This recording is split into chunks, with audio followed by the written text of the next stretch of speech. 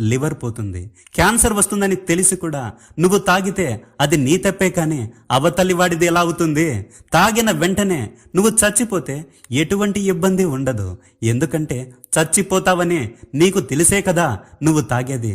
కానీ నువ్వు మంచాన పడితేనే ప్రాబ్లం. నిన్ను ఎవడు చూడడు. పోనీ మీ ఇంట్లో వాళ్ళు నిన్ను హాస్పిటల్లో చేర్చుదాం అనుకుంటే ఇప్పుడు జగనో లేడు, ఆరోగ్యశ్రీ అంతకన్నా లేదు.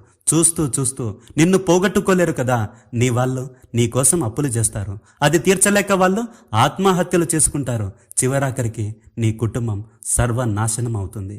ఎవడి వల్ల? నీ వల్లే నీ పెళ్ళాం పిల్లలు అనాథలవుతారు, రోడ్డున పడతారు. ఎవడైనా డబ్బిచ్చి రోగం పోగొట్టుకోవాలనుకుంటాడు. కానీ నువ్వేంట్రా రోగాన్నే కొని తెచ్చుకుంటున్నావు నీ ఇంటికి వంటికి? నువ్వు తాగినా తాగకపోయినా ఎప్పుడైనా చేస్తావు. కానీ తాగితే కొంచెం ముందుగానే చేస్తావు. మంచాన పడి నీ కుటుంబాన్ని నువ్వే